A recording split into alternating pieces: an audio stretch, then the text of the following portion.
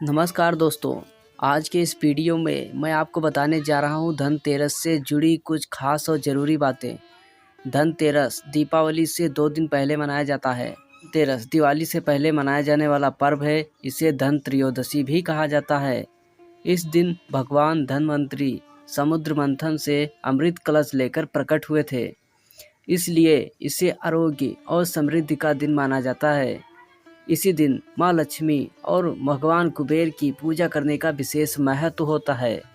कहा जाता है इस दिन जो व्यक्ति सच्चे मन से दीप जलाता है और अपने घर को स्वच्छ रखता है, वहाँ माँ लक्ष्मी सदा निवास करती हैं।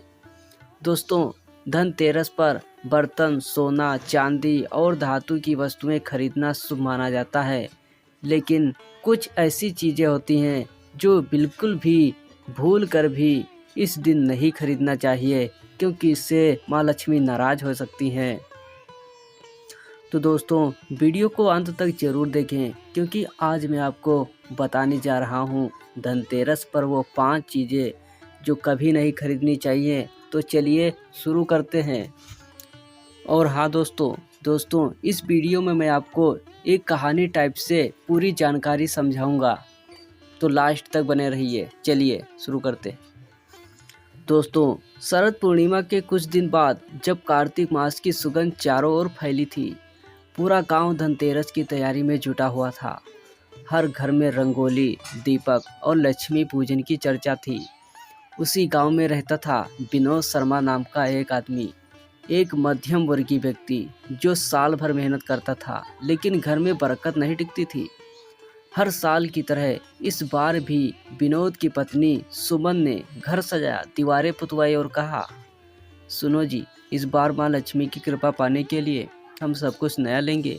बर्तन, कपड़े, गहने, यहाँ तक कि नया झाड़ू भी। फिर विनोद ने मुस्कुराते हुए कहा, हाँ सुमन, लेकिन जो चीज़ें पिछले साल खरीदी थी उन्हें अब कहाँ रखेंगे? तो सुमन कहती हैं, लक्ष्मी जी नाराज ना हो, इसलिए पुरानी चीज़ें फेंक देंगे। कहते हैं धनतेरस में जितनी नई चीज़ें लाओगे उतनी समृद्धि आएगी। इतना कहकर दोनों बाजार की ओर निकल पड़ते हैं। बाजार दीपों की रोशनी से जगमगा रहा था।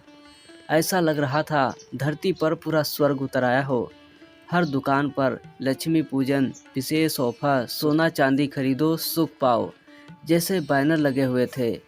विनोद की नज़र एक दुकान पर पड़ती है जहां एक बुजुर्ग साधु बैठे थे। वो मुस्कुराकर बोले, बेटा आज धनतेरस है, खरीदारी करना शुभ होता है, पर याद रखो हर चीज़ शुभ नहीं होती। फिर इसमें विनोद हंस पड़ता है और कहता है, महाराज, सब तो यही कहते हैं कि आज जो खरीदो वो शुभ होता है, पर आप कहते हो कुछ ऐसी चीज़ें हैं जिनको आज के दिन नहीं खरीदना चाहिए। तो साधु ने कहा, यही तो भ्रम है बेटा।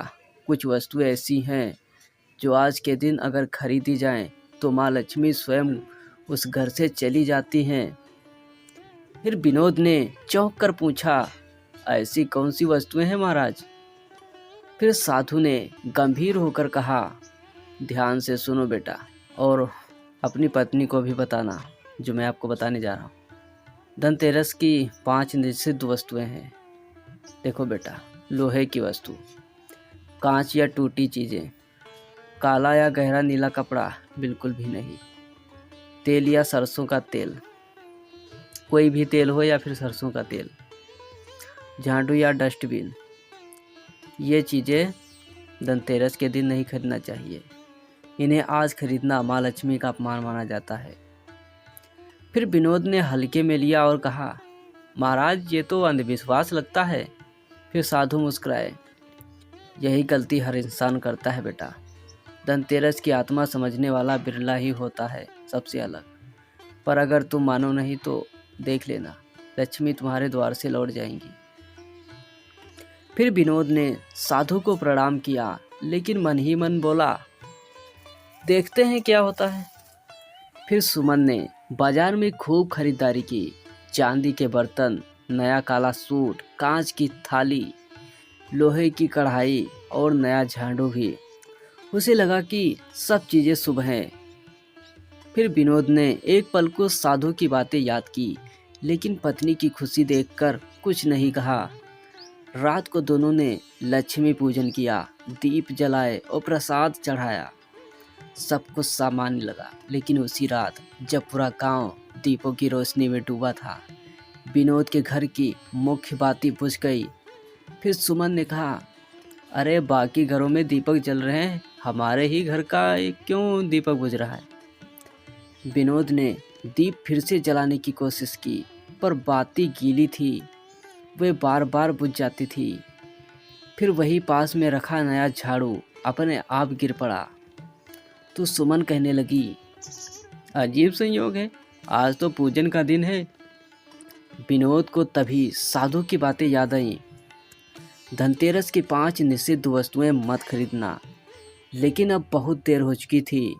रात के तीसरे पहर विनोद को एक स्वप्न आया। वह देखता है उसके घर में चांदी जैसी आभा है और एक दिव्य स्वर गूंजता है, विनोद, तूने वो खरीदा जो तुझे नहीं खरीदना चाहिए था। आज के दिन जो लोहे को अपनाता है वह अपने कर्मों में जकड़ जाता है।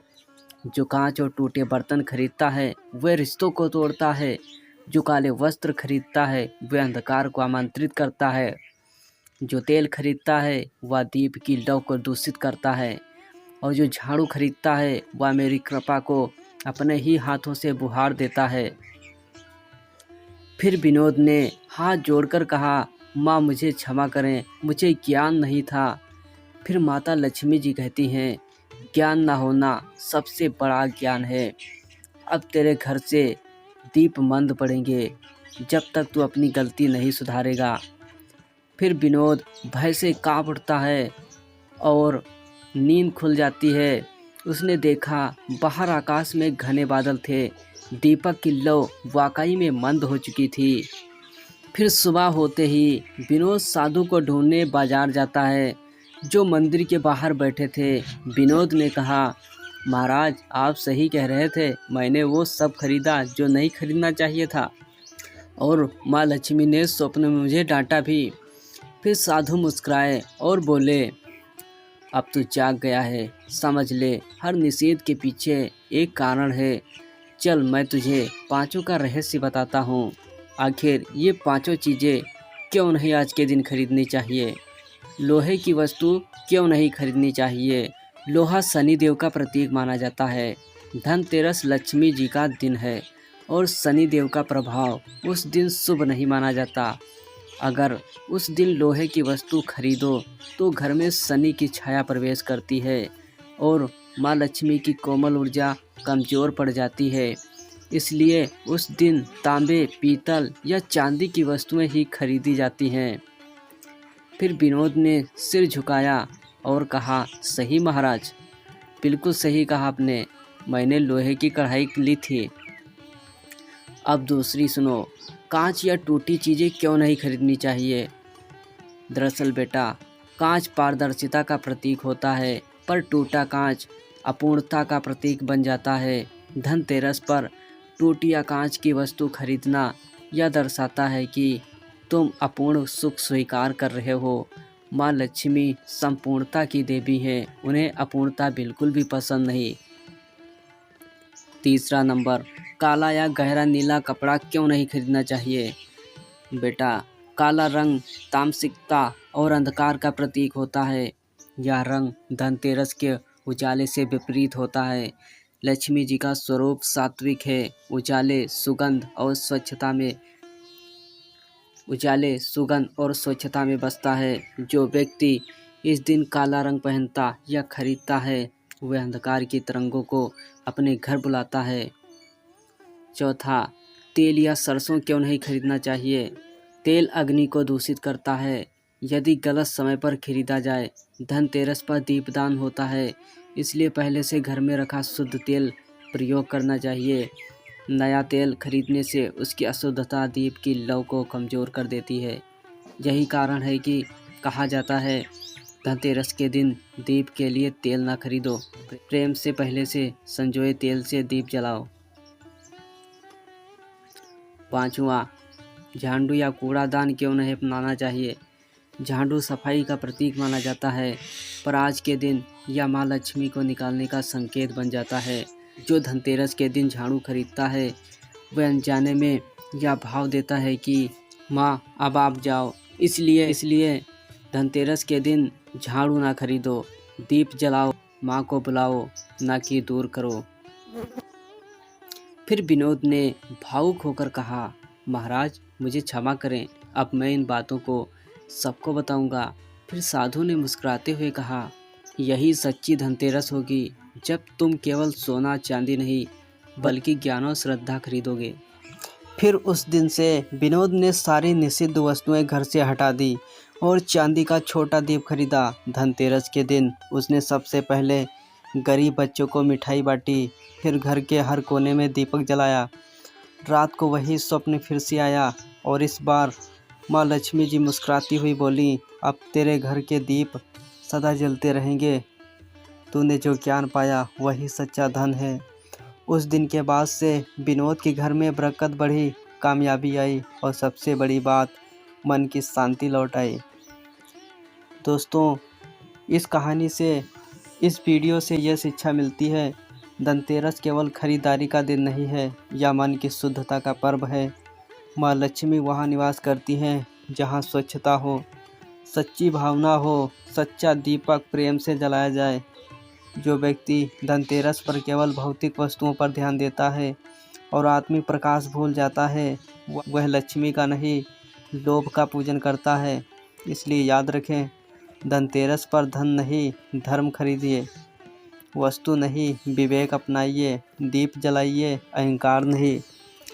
फिर विनोद का घर दीपों से जगमगाने लगा। दरवाजे पर हल्की हवा बह रही थी और हवा में माँ लक्ष्मी की मधुर आवाज़ गूंज रही थी, जहाँ प्रेम प्रकाश और पवित्रता है वहीं मैं हूँ। दोस्तों, आपको इस कहानी से, इस वीडियो से क्या शिक्षा मिली, कमेंट बॉक्स में बताकर राय दो। ऐसी और वीडियोज़ देखने के लिए चैनल को सब्सक्राइब कर दो। धन्यवाद।